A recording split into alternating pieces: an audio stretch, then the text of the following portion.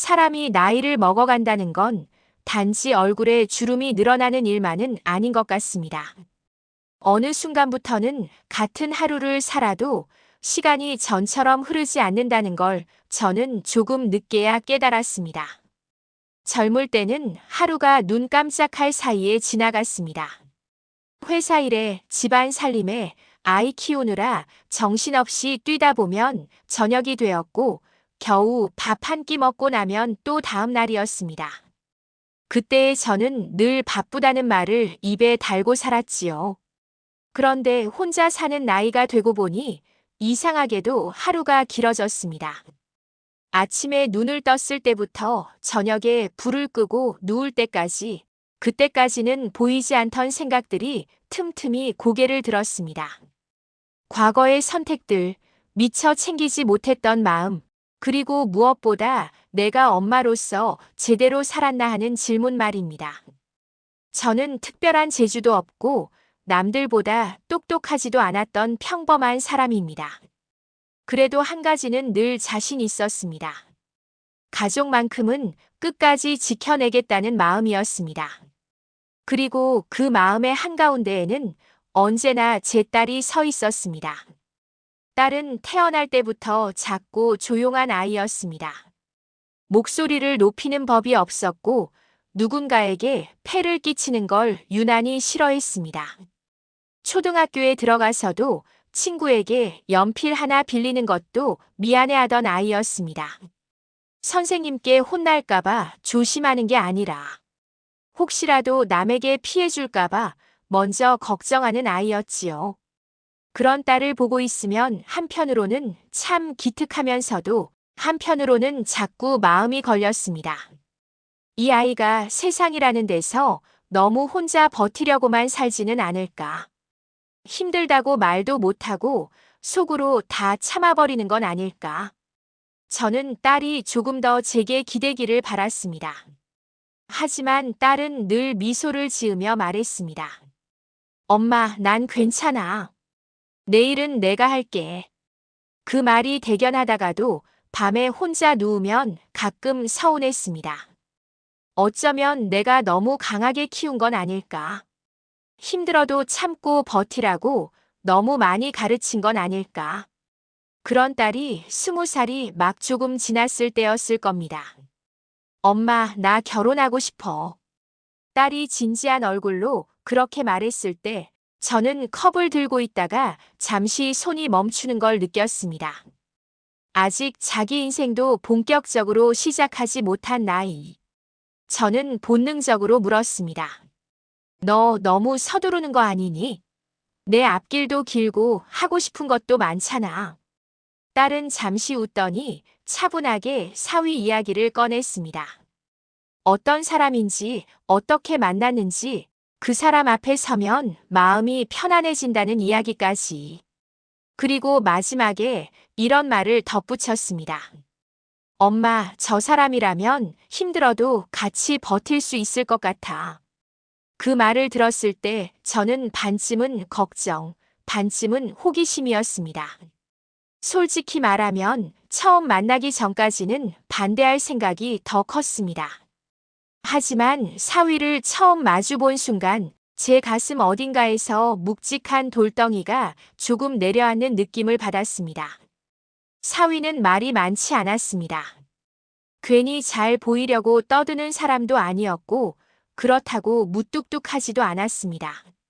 상대의 말을 다 듣고 난 뒤에야 조심스레 자기 생각을 꺼내는 사람이었습니다. 딸과 닮은 구석이 참 많아 보였습니다. 두 사람은 서로 말을 끊지 않았습니다. 상대의 말이 끝나기를 기다렸다가 천천히 이어받으며 이야기를 나눴습니다. 그 모습을 보고 있자니 괜히 제 마음도 조용해졌습니다. 결혼식 날, 딸은 제가 본 어느 날보다도 환하게 웃고 있었습니다.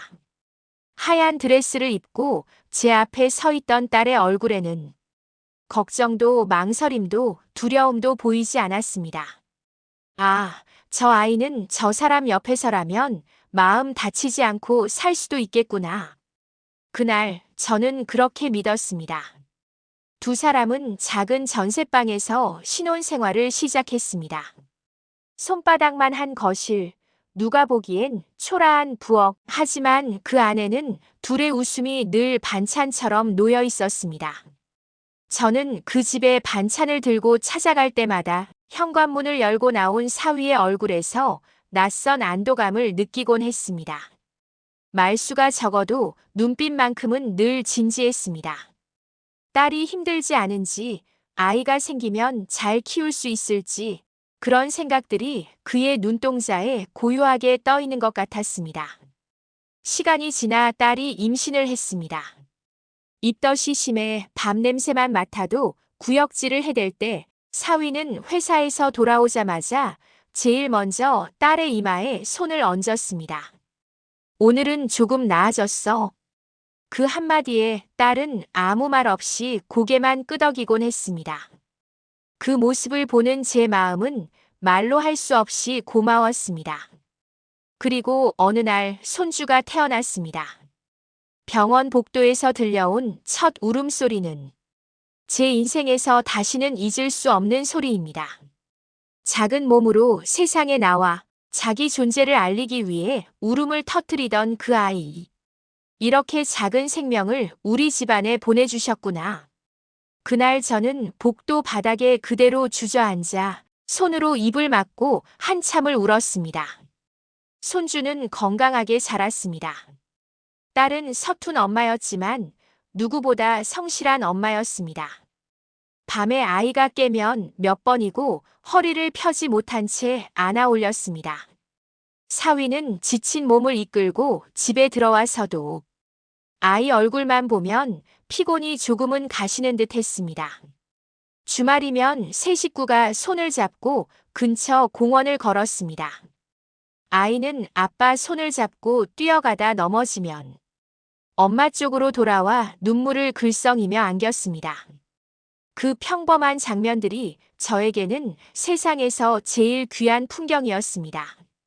손주가 초등학생이 되었을 때 입학식 날 운동장에 서 있는 딸과 사위의 뒷모습을 보며 저는 속으로 여러 번 중얼거렸습니다. 그래, 우리 아이들 참 잘 버텼다. 처음부터 가진 건 많지 않았어도 적어도 서로에게는 최선을 다했구나. 그런데 세상이 그렇듯 행복한 시간만 계속되지는 않았습니다. 손주가 초등학교 중학년이 되면서 학교 분위기가 조금씩 달라졌습니다. 시험, 등수, 학원, 진도표. 아이들 사이에서조차 너 무슨 학원 다녀? 어디 다니면 성적 잘 나온대. 이런 이야기들이 자연스럽게 오르내리기 시작했습니다. 딸과 사위는 처음엔 그저 흘려들었습니다. 아직 어려. 너무 일찍 몰아붙이면 아이가 숨을 못 쉬지. 하지만 어느 날 학부모 상담을 다녀온 딸이 복도에서 제게 이런 말을 했습니다. 엄마, 다들 기본으로 국영수는 한다네. 우리 아이만 아무것도 안 시켜도 되는 걸까? 괜찮은 걸까? 자꾸 신경이 쓰여. 저는 일부러 아무렇지 않은 척 웃었습니다. 너희 둘이 잘 키웠으니까 아이도 자기 길 잘 찾을 거야. 하지만 저 또한 냉장고 앞에서 혼자 서 있을 때 카드 명세서 한 장을 오래 들여다보는 딸의 뒷모습이 떠올라 입술을 깨물곤 했습니다. 결국 두 사람은 적어도 기본 과목만이라도 해보자며 학원을 알아보기 시작했습니다. 그 순간부터 아이의 인생뿐 아니라 딸과 사위의 일상도 조금씩 달라졌습니다. 딸은 아이가 태어나면서 그만두었던 일을 다시 시작했습니다.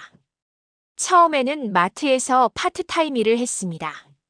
무거운 상자를 나르고 오래 서 있어야 했고 퇴근하고 집에 돌아오면 발은 퉁퉁 붓곤 했습니다. 그래도 딸은 불평 한 번 하지 않았습니다. 엄마, 조금만 더 벌면 아이 학원비 걱정 덜 할 수 있을 것 같아. 그 말을 하던 딸의 웃음은 어딘가 조금 비어있는 웃음이었습니다. 사위도 회사 사정이 좋지 않아 야근이 잦아졌습니다. 집에 들어오면 말수가 줄었고 밥을 먹다가도 허공을 바라볼 때가 많았습니다. 그럼에도 두 사람은 서로를 탓하지 않았습니다. 조금만 더 버티면 아이에게 기회가 더 열릴 거야. 그 믿음 하나로 눈을 부릅뜨고 매달을 견뎠습니다. 하지만 현실은 냉정했습니다. 냉장고에는 점점 더 많은 학원비 영수증이 붙기 시작했습니다. 월급 날마다 카드값과 공과금, 교육비를 정리하다 보면 마지막에 남는 숫자는 늘 비슷했습니다. 이번 달도 겨우 넘겼다. 딸은 그렇게 말하며 한숨을 삼켰고 사위는 그런 딸을 안쓰럽게 바라보다가 그래도 아이가 웃잖아 라며 애써 웃었습니다. 시간이 지나 손주가 중학생이 되자 세상은 또 한 번 더 빠른 속도로 달리기 시작했습니다. 중학교 교실에서의 경쟁은 초등학교 때와는 비교도 되지 않았습니다. 진학 설명회 내신 고등학교, 너무 빠른 진로 이야기들.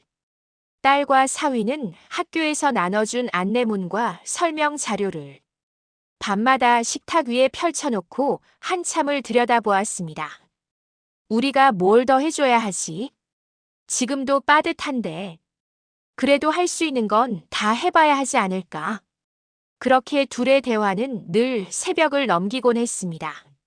맞벌이를 하는 동안 두 사람은 서로 마주볼 시간이 점점 줄어들었습니다. 아침에는 바쁜 준비 때문에 눈인사만 겨우 하고 저녁에는 지친 몸을 이끌고 돌아와 밥을 먹고 나면 그대로 잠들어 버리기 일쑤였습니다. 사이 나쁜 부부의 모습이 아니었습니다. 오히려 서로를 더 생각해서 차마 미안하다는 말조차 제대로 꺼내지 못하는 그런 부부의 모습이었습니다. 그러는 사이 손주는 조금씩 달라졌습니다. 책상 앞에 앉아있는 시간이 길어졌고 문제를 풀다가 막히면 곧장 포기하던 예전과 달리 끝까지 붙들고 씨름하는 날이 많아졌습니다. 중간고사 성적표를 받아온 날 손주는 종이를 가슴에 꼭 쥔 채 현관에 서 있었습니다. 엄마. 한마디만 건네고 어색하게 웃던 손주. 딸이 성적표를 펼쳐보며 눈을 여러 번 깜빡였을 때 저는 딸의 입술이 미세하게 떨리는 걸 옆에서 보았습니다. 진짜 많이 노력했구나. 그 말 한마디에 손주 얼굴도 붉어졌습니다. 그날 저녁 사위는 무표정하게 성적표를 훑어보다가 말없이 손주 머리를 쓰다듬었습니다. 수고했다. 겨우 두 글자. 하지만 그 짧은 말이 식탁 위 공기의 무게를 바꾸어 놓았습니다. 그날 밤 세 사람의 숨소리는 오랜만에 조금은 가벼웠습니다. 손주의 성적은 한 번에 확 오르지는 않았습니다. 하지만 학기마다 조금씩 꾸준하고 단단하게 올라갔습니다. 딸은 어느 날 저에게 이런 말을 했습니다. 엄마, 요즘 아이가 정말 많이 변했어. 우리가 여기까지 버텨온 이유가 조금은 보이는 것 같아. 그 말을 들으면서도 제 한구석에서는 묵직한 자책이 고개를 들었습니다. 내가 좀 더 가진 게 있었더라면 저 아이들이 이렇게까지 지치지 않아도 됐을 텐데. 저는 딸의 집을 찾아갈 때마다 문 앞에서 잠깐 숨을 고르곤 했습니다. 초인종을 누르고 문이 열릴 때 딸의 얼굴을 보는 순간 알 수 있었습니다. 웃으려 애쓰는 입꼬리, 하지만 눈 밑의 그늘과 한 번에 펴지지 않는 허리. 사위 또한 마찬가지였습니다. 와이셔츠 소매가 흘러내리고 넥타이가 대충 풀린 채 소파에 앉아 허리를 주무르며 숨을 고르곤 했습니다. 너무 무리하는 거 아니니? 제가 조심스럽게 물으면 사위는 늘 비슷한 대답을 했습니다. 괜찮습니다. 할만해요. 하지만 그 말이 끝날 때마다 사위의 어깨가 조금 더 내려앉는 걸 저는 놓치지 않았습니다. 딸은 옆에서 덧붙였습니다. 엄마, 조금만 더 버티면 괜찮아질 거야. 그 말을 들을 때마다 제 가슴은 이상하게 서늘해졌습니다. 사람이 조금만 더 버티면 된다고 말할 때는 사실 이미 끝에 다다랐다는 걸 살면서 여러 번 보아왔기 때문입니다. 시간은 멈추지 않았습니다. 손주는 중학교 졸업을 앞두고 키가 훌쩍 커버렸고 목소리에는 낮은 울림이 생겼습니다. 딸은 손주를 보며 늘 복잡한 표정을 지었습니다. 아직은 내 품에 두고 싶은데. 하지만 저 아이 인생을 위해선 또 놓아주어야겠지. 그러던 어느 날 딸에게 학교에서 면담 요청이 왔습니다. 처음엔 무슨 일인가 싶어 가슴이 철렁했지만 담임 선생님의 얼굴에는 혼내는 기색이 없었습니다. 선생님은 손주의 성적표와 수행평가 기록을 차분히 보여주며 손주가 얼마나 성실하고 집중력이 좋은지 설명했습니다. 그러다 잠시 말을 멈추고 조심스럽게 한마디를 꺼냈습니다. 어머님, 이 아이 정말 멀리 갈 수 있는 아이입니다. 딸은 그 말을 듣고 잠시 말을 잃었습니다. 선생님은 이어서 말했습니다. 지금도 충분히 잘하고 있지만 환경을 조금 더 넓혀준다면 해외에서도 경쟁이 될 정도의 잠재력이 보입니다. 솔직히 말씀드리면 유학을 고민해 볼 만합니다. 유학. 딸은 그 한 단어에 모든 생각이 멈춘 듯 했습니다. 집으로 돌아오는 버스 안에서 딸은 창밖을 한참 동안 바라만 보았습니다. 아이의 미래, 돈, 현실, 남편, 그리고 자기 자신. 수십 가지의 질문이 한꺼번에 떠올라 딸의 어깨를 점점 더 무겁게 짓눌렀습니다. 그날 밤 딸은 쉽게 잠들지 못했습니다. 옆에서 잠든 사위의 숨소리를 들으며 천장만 바라보았습니다. 정말 보내야 할까? 혹시 지금 이 기회를 놓치면 나중에 내 아이가 나를 원망하는 건 아닐까? 그 질문이 떠오르는 순간 딸은 이불을 꼭 움켜쥐었습니다. 며칠을 그렇게 고민하던 딸은 결국 제 집을 찾아왔습니다.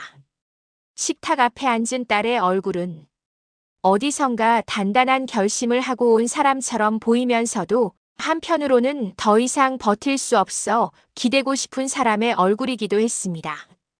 엄마, 나 고민이 있어.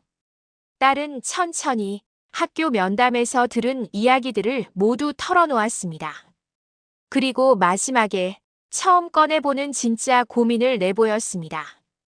엄마, 혹시 유학 자금 빌려줄 수 있어? 그 말을 듣는 순간 제 가슴 어딘가가 뜨겁게 차올랐습니다. 딸이 처음으로 자기 짐을 조금 나누어 들어달라고 제게 손을 내민 순간이었습니다. 그럼 당연히 도와줘야지. 저는 아무 계산도 하지 않고 그렇게 말했습니다. 제가 가진 돈이 넉넉한 건 아니었습니다. 혼자 사는 노인의 통장은 언제 무슨 일이 닥칠지 모른다는 불안감과 함께 조심스럽게 아껴 써야 하는 돈이었지요. 하지만 그 순간만큼은 숫자보다 딸의 떨리는 눈동자가 먼저였습니다. 엄마가 왜 부담이 되겠니? 내가 힘들어하는데 그걸 보고 가만히 있는 게 엄마에겐 더 큰 짐이지. 딸은 그 말을 듣자 입술을 꽉 깨물었습니다. 엄마, 정말 괜찮아. 난 엄마한테까지 짐이 되고 싶진 않은데. 저는 딸의 손을 더 꼭 잡았습니다. 엄마가 엄마 노릇할 수 있을 때 하는 거야. 그게 그렇게 마냥 부담스럽니? 그날 저는 몰랐습니다. 그 선택이 우리 가족을 얼마나 깊은 소용돌이로 끌고 들어갈지. 그저 오랫동안 엄마에게 기대지 않으려 혼자 버티던 딸이 처음으로 저에게 기대온 것이 너무 고마워. 그 사실 하나만을 꼭 끌어안고 싶었습니다. 이후로 일이 빠르게 흘러갔습니다. 딸과 사위는 유학원에 상담을 받고 학교를 알아보고 서류를 준비했습니다. 재정 보증 서류, 비자 신청, 입학 허가서. 책상 위에는 늘 낯선 영어 문서들이 펼쳐져 있었고, 딸은 그 위에 작은 메모지로 빼곡히 한국어로 해석을 적어 넣었습니다. 사위는 야근을 마치고 들어와서도 계산기를 두드리며 비용을 재점검했습니다. 이 부분은 어머님이 도와주신다고 해도 우리도 이만큼은 준비해야 하네. 두 사람의 어깨는 날이 갈수록 더 무거워 보였습니다. 하지만 눈빛만큼은 오히려 어떤 희망으로 빛나고 있었습니다. 우리 아이가 정말 멀리 갈 수도 있겠구나. 그 믿음 하나가 두 사람을 버티게 해주었습니다. 그리고 마침내 유학이 확정되는 날이 왔습니다. 딸은 그날 저를 찾아와 조용히 말했습니다. 엄마, 나 아이랑 같이 가야 할 것 같아. 아이가 혼자 낯선 나라로 가기엔 아직 너무 어리고 엄마의 도움이 필요한 나이라는 걸 누구보다 잘 알고 있었기 때문입니다. 남편은 회사 때문에 한국에 남아야 해. 누군가는 이쪽을 지켜야 하니까. 그 말을 듣는 순간 저는 비로소 깨달았습니다. 이제 우리 가족이 두 갈래 길 위에 서 있다는 걸요. 딸과 손주는 바다 건너로, 사위는 이 땅에 홀로 남는 길 위에 서게 된 것입니다. 그러면 우리 사위는 기러기 아빠가 되는 거네. 제가 조용히 말했을 때 딸의 눈가가 미세하게 흔들렸습니다. 엄마, 나도 그게 제일 걱정돼. 그래도 아이를 위해선 어쩔 수 없는 선택 같아. 그 말 속에는 남편에 대한 미안함과 아이의 미래에 대한 책임감이 뒤섞여 있었습니다. 저는 아무 말도 하지 못했습니다. 사람이 혼자 사는 시간이 길어지면 마음 한구석에 어떤 틈이 생길 수 있는지 나이를 먹어보니 너무 잘 알았기 때문입니다. 그럼에도 저는 딸을 말리지 못했습니다. 부모라는 건 아이의 희망을 손으로 꺼뜨리는 존재가 되기를 끝까지 두려워하는 사람들이니까요. 출국 당일 공항은 사람들로 붐볐습니다. 손주는 캐리어 손잡이를 꽉 쥔 채 어른이 된 사람처럼 앞을 똑바로 바라보고 있었습니다. 딸은 마스크 너머로 저를 꼭 안으며 말했습니다. 엄마, 잘 다녀올게. 엄마 덕분에 여기까지 왔어. 사위는 끝까지 웃으려고 노력했습니다. 몸 조심하고 연락 자주 하고. 말은 짧았지만 손끝이 떨리는 게 제 눈엔 보였습니다. 비행기 탑승구 안으로 들어가는 딸과 손주의 뒷모습을 보며 저는 손을 오래 흔들었습니다. 두 사람이 완전히 보이지 않게 되었을 때쯤 옆에 서 있던 사위가 조용히 깊은 숨을 내쉬었습니다. 그 숨 속에는 앞으로 혼자 마주할 밤들에 대한 막막함이 고스란히 담겨 있는 것 같았습니다. 그날 저는 사위를 집까지 데려다 주었습니다. 문을 열고 들어간 집은 하루 사이에 전혀 다른 공간이 되어 있었습니다. 똑같은 소파, 똑같은 식탁, 똑같은 커튼. 하지만 사람의 온기가 사라진 집은 눈에 보이지 않는 한기가 가득했습니다. 냉장고 문을 열어본 사위는 한동안 멈춰 서 있었습니다. 딸이 늘 가득 채워두던 반찬 칸이 텅 비어 있었기 때문입니다. 그 모습을 본 순간 저는 마음속으로 결심했습니다. 우리 사위 혼자 너무 오래 외롭지 않게 해야겠다. 다음 날 저는 제 냉장고를 열고 반찬통을 하나둘 꺼내 채우기 시작했습니다. 국을 끓이고 나물을 무치고 생선을 구우며 머릿속으로 사위의 빈 저녁상을 떠올렸습니다. 퇴근하고 들어와 라면 하나 끓여 먹을 힘조차 없는 날에도 냉장고 안에 반찬 한 줄이라도 있다면 그래도 집에 온 기분이 조금은 들지 않을까. 그 마음으로 저는 반찬통을 가득 채워 사위의 집을 향했습니다. 기러기 아빠가 된 사위의 하루는 생각보다 단조롭고 조용했습니다. 출근, 퇴근, 간단한 저녁, TV, 잠. 처음 몇 달은 사위가 더 무거워 보였습니다. 저는 일주일에 한두 번씩 반찬 봉투를 들고 사위 집을 찾아갔습니다. 초인종을 누르면 사위는 어색하지만 반가운 얼굴로 문을 열었습니다. 어머님, 또 이렇게까지 안 오셔도 되는데. 그렇게 말하면서도 냉장고에 반찬통을 넣을 때마다 표정이 조금씩 부드러워지는 걸 저는 알았습니다. 이거 먹고 힘 좀 내. 혼자 있다고 대충 먹다 보면 금방 몸 상한다. 그 말을 할 때마다 사위는 고개를 깊이 숙였습니다. 어느 날에는 제가 돌아가려는데 사위가 조심스레 말했습니다.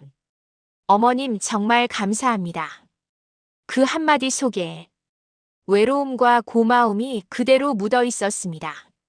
시간은 그렇게 흘러 1년 그리고 2년이 지났습니다. 처음엔 집안 공기가 축축하고 무거웠던 사위의 집이 조금씩 정돈되고 사위의 얼굴에도 가끔 웃음이 돌아오기 시작했습니다. 혼자 지내는 것도 이제 좀 익숙해지네요. 사위는 그렇게 말하면서 웃었습니다. 저는 그 말이 왠지 모르게 서늘하게 느껴졌습니다. 외로움에 익숙해진 사람이라는 말만큼 무서운 말도 없다는 걸 저는 알고 있었기 때문입니다. 그러던 어느 날이었습니다. 평소처럼 반찬과 간식을 싸들고 사위집 현관 앞에 섰을 때 문 옆에 낯선 여성용 구두가 놓여 있는 것이 눈에 들어왔습니다. 깔끔하고 세련된 디자인. 딸의 스타일과는 전혀 달랐습니다. 순간 제 발길이 조금 멈췄습니다. 아, 회사 동료가 놀러 왔나 보다. 회식 끝나고 잠깐 들를 수도 있지. 저는 일부러 마음을 가라앉히고 초인종을 눌렀습니다. 문이 열리자 사위는 평소처럼 웃는 얼굴로 인사했습니다. 거실 안에는 단정한 차림의 젊은 여성이 앉아 있었습니다. 어머님 안녕하세요. 회사에서 같이 일하는 사람입니다. 그녀는 예의 바르고 공손했습니다. 불필요하게 친근한 말투도 없었고 행동 하나하나가 조심스러웠습니다. 사위도 자연스럽게 말했습니다. 근처에서 회식이 있어서요. 집이 가깝다고 차 한 잔만 하고 가자고 해서 일 얘기도 좀 나눌 겸. 그 설명은 충분히 그럴듯했습니다. 저는 그 말을 믿었습니다. 우리 사위가 그런 아이는 아니지. 외로운 건 사실이지만 선을 넘을 사람은 아니야. 저는 제 마음 안에서 그 믿음을 여러 번 되뇌었습니다. 두 번째 방문 때도 현관에는 비슷한 디자인의 다른 구두 한 켤레가 놓여 있었습니다. 세 번째, 네 번째. 점점 그 구두는 그 집에 익숙한 물건이 되어갔습니다. 그리고 어느 날 제가 초인종을 누르기 직전 문 안쪽에서 낯선 기척이 느껴졌습니다. 잠깐의 정적, 그 뒤에 들려오는 작은 발소리, 그리고 문틈 사이로 스치는 어색한 표정. 문이 열렸을 때 사위는 평소보다 훨씬 긴장한 얼굴이었습니다. 그 뒤로 복도 끝에서 그 여자가 걸어 나오고 있었습니다. 손으로 머리를 쓸어 올리며 사위의 침실 쪽을 한번 돌아본 뒤 저와 눈이 마주쳤습니다. 그 순간 제 가슴 어딘가에서 쿵 하는 소리가 난 것 같았습니다. 손에 들고 있던 반찬 봉투가 바닥에 떨어질 것 같아 두 손으로 더 꽉 움켜쥐었습니다. 다음에 다시 올게. 저는 겨우 그 말만 남기고 거의 도망치듯 계단을 내려왔습니다. 엘리베이터 문이 닫히는 동안 사위가 제 이름을 부르는 소리가 들렸지만 저는 돌아보지 못했습니다. 집으로 돌아오는 길 머릿속이 텅 빈 것 같으면서도 수없이 많은 생각이 동시에 밀려왔습니다. 설마 우리 사위가? 믿고 싶지 않았습니다. 집에 들어와 신발도 제대로 벗지 못한 채 소파에 털썩 주저앉았습니다. 심장이 뛴다는 느낌이 아니라 가슴 깊은 곳에서 무언가가 박동하며 통증처럼 올라왔습니다. 이대로 아무 말 없이 눈 감고 넘어갈 수도 있었습니다. 하지만 그건 딸의 인생을 외면하는 일이기도 했습니다. 저는 떨리는 손으로 휴대전화를 집어들었습니다. 사위야, 아까 그 여자. 대체 무슨 사이냐? 솔직하게 말해봐라. 처음엔 사위의 변명이 이어졌습니다. 어머니, 진짜 오해세요. 회사 프로젝트가 바빠서 집에서 같이 자료 정리하다가 말끝마다 떨림이 묻어 있었습니다. 그래? 그럼 왜 그렇게 놀랐니? 왜 그렇게 자주 늘 그 여자만 내 집에 오는 거냐? 이번엔 사위가 한동안 말을 하지 못했습니다. 짧은 숨소리가 이어지다가 마침내 낮게 떨어지는 목소리가 들려왔습니다. 어머니 죄송합니다. 그 한마디에 저는 더 이상 물을 필요가 없었습니다. 그래도 묻지 않을 수는 없었습니다. 내 딸은 그럼 뭐가 되니? 너를 믿고 너만 바라보고 살던 내 딸은 대체 뭐가 되냐? 사위는 대답하지 못했습니다. 침묵이 이어졌고 그 침묵이 오히려 모든 것을 말해주는 것 같았습니다. 전화를 끊고 난 뒤 집안은 더 깊은 어둠에 잠긴 듯 했습니다. 이제 딸에게 말을 해야 하는 상황이 제 눈앞으로 밀려왔습니다.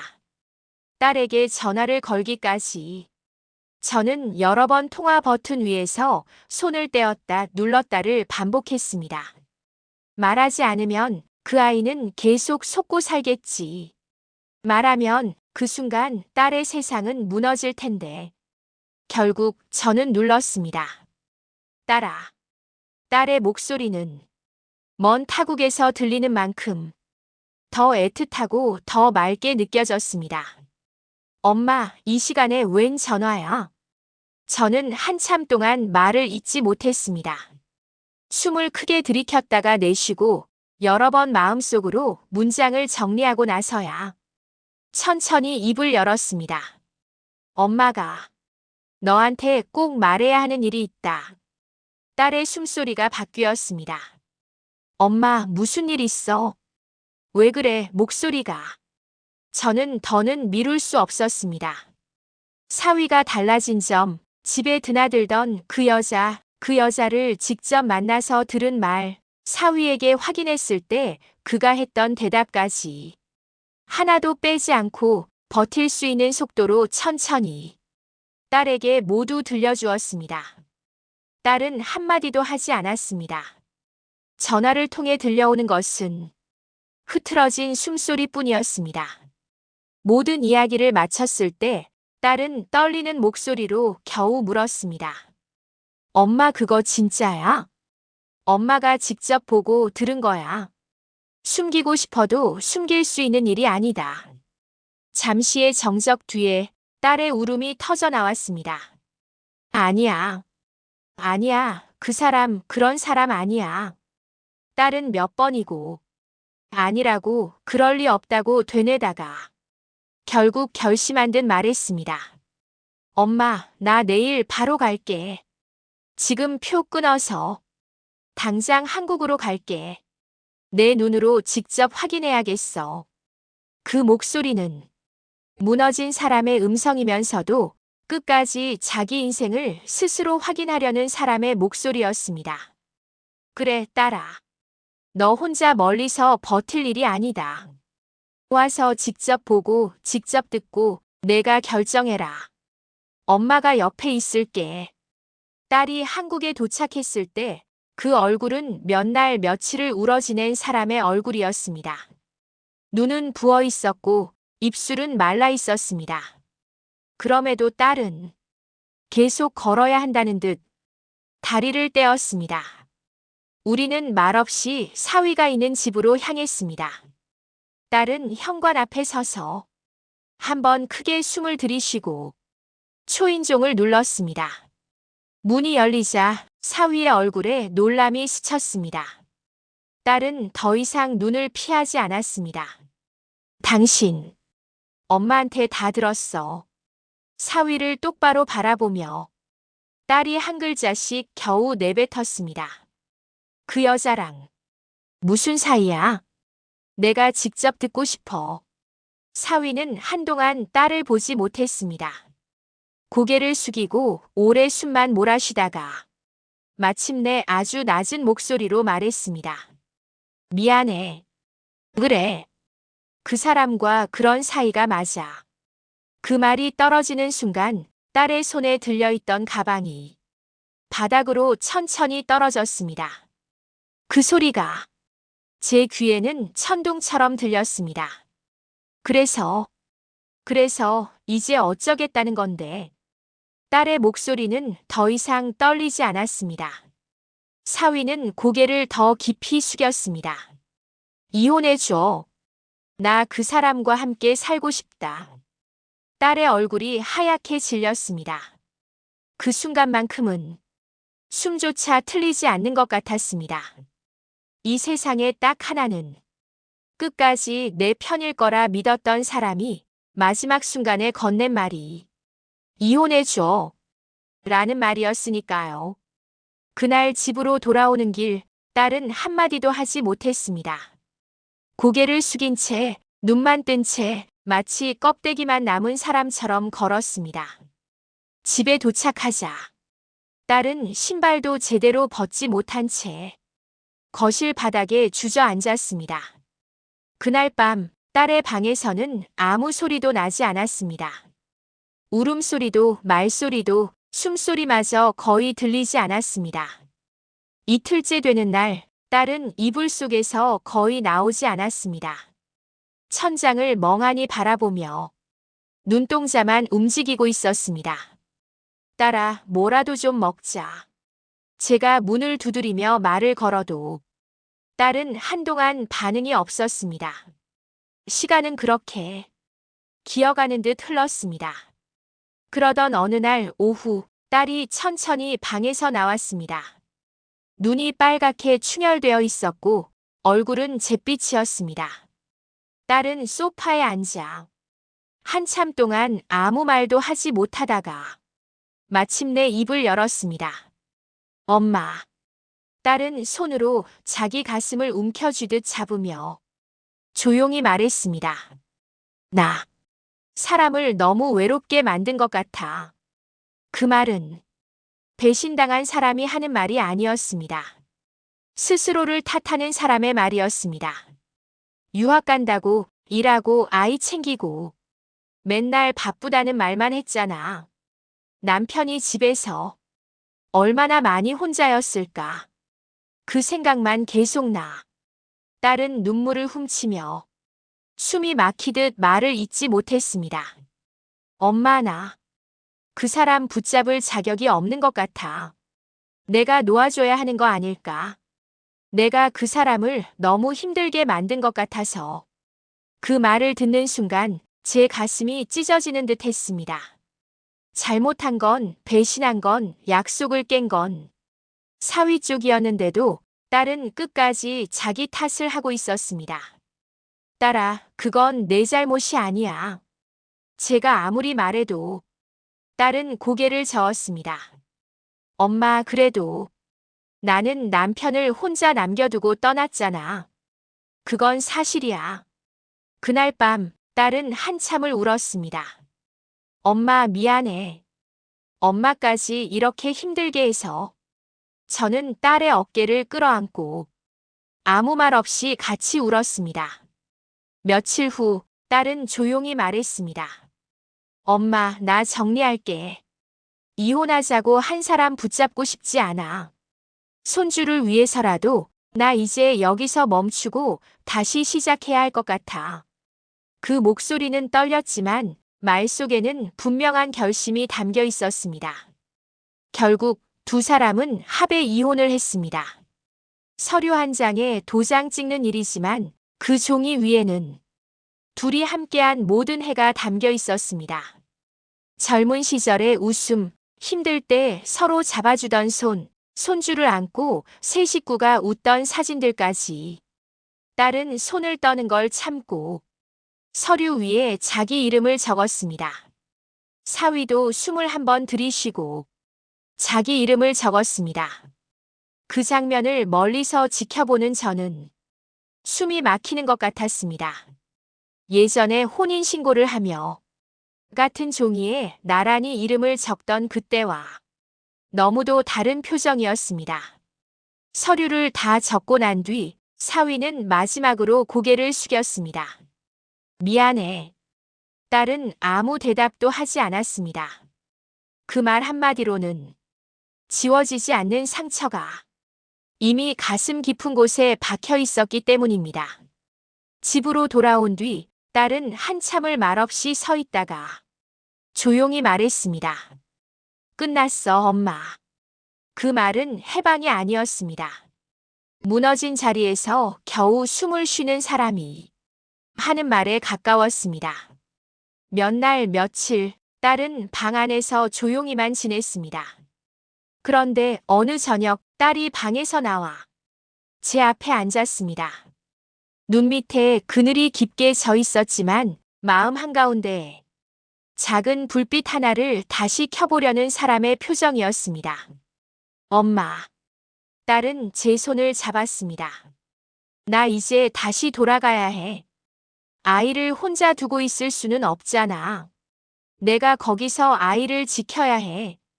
딸아, 아직 몸도 마음도 준비가. 제가 걱정스럽게 말을 꺼내려 하자 딸은 조용히 웃었습니다.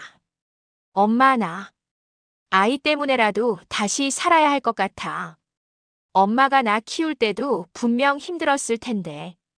그래도 나 놓지 않았잖아. 이제는 내가 내 아이를 놓지 않을 차례인 것 같아. 손을 잡은 딸의 손이 아직 차가웠지만 그 손가락 끝에는 분명 힘이 들어가 있었습니다. 다음 날 딸은 다시 짐을 싸기 시작했습니다.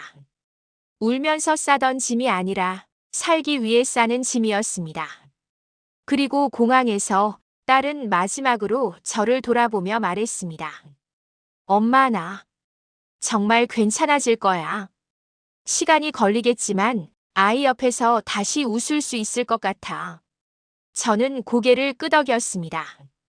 그래, 딸아. 엄마는 여기서 기도할게. 너와 우리 손주가 어떤 상처를 안고 있어도 결국엔 웃을 수 있는 날이 오기를. 그렇게 딸은 다시 비행기에 올랐고 저는 텅 빈 집으로 돌아왔습니다. 거실 한가운데서 한참을 서 있다가 천천히 숨을 들이쉬고 내쉬었습니다. 시간은 앞으로도 계속 흐를 겁니다. 딸의 상처가 당장 낫지는 않을 겁니다. 손주의 마음에도 분명 깊은 금이 남았겠지요. 하지만 저는 믿고 싶습니다. 가장 사랑했던 사람에게 상처받은 경험조차 언젠가는 누군가의 아픔을 더 깊이 이해하게 만드는 밑거름이 될 거라고. 저는 이제 혼자 사는 노년을 다시 맞이했습니다. 아침에 눈을 뜨면 먼 나라에서 딸과 손주가 어떤 하루를 보내고 있을지 떠올립니다. 오늘은 좀 웃었을까? 아이와 밥은 꼭 챙겨 먹었을까? 그렇게 생각하면서 저는 제 앞에 놓인 조그마한 밥상을 차립니다. 삶은 언제나 내가 예상하지 못한 모양으로 부서지고 또 생각지 못한 곳에서 다시 이어지곤 합니다. 딸의 결혼도 이혼도 그 사이의 모든 기쁨과 고통도 제 힘으로 막을 수 있는 일은 아니었습니다. 다만 지금 이 나이가 되고 보니 한 가지는 분명하게 느낍니다. 우리가 끝까지 지켜야 할 것은 사람에 대한 믿음이 아니라 상처받은 자신을 다시 일으켜 세우는 용기라는 걸요. 사람은 변할 수 있습니다. 어제는 평생을 함께하자고 약속하던 사람이 오늘은 등을 돌리고 떠날 수도 있습니다. 하지만 그 모든 일을 겪고도 다시 하루를 살아보겠다고 밥을 짓고 아이를 챙기고 작은 미소 하나를 다시 지어보는 마음. 그 마음이야말로 나이를 먹어간다는 것이 완전히 헛되지 않았다는 증거가 아닐까 싶습니다. 딸은 이제 멀리서 아이와 새로운 일상을 쌓아갈 것입니다. 어쩌면 언젠가는 그날의 일들을 조금 더 담담하게 이야기할 수 있는 날이 오겠지요. 엄마, 그때 진짜 많이 아팠지? 그래도 그 일을 겪고 나니까 지금의 내가 있네. 그렇게 웃으며 말할 수 있는 날이 꼭 올 거라고 저는 믿습니다. 그래서 오늘도 저는 혼자 있는 집안에서 천천히 밥을 짓고 묵묵히 그 아이들의 앞날을 위해 기도합니다. 어떤 상처도 영원히 피 흘리기만 하는 상처는 아니길. 제 딸도 제 손주도 그리고 이 이야기를 듣고 있는 누군가의 마음도 언젠가는 다시 자기 자리에서 조용히 웃을 수 있기를. 그렇게 긴 하루를 또 한 번 묵묵히 건너가 봅니다.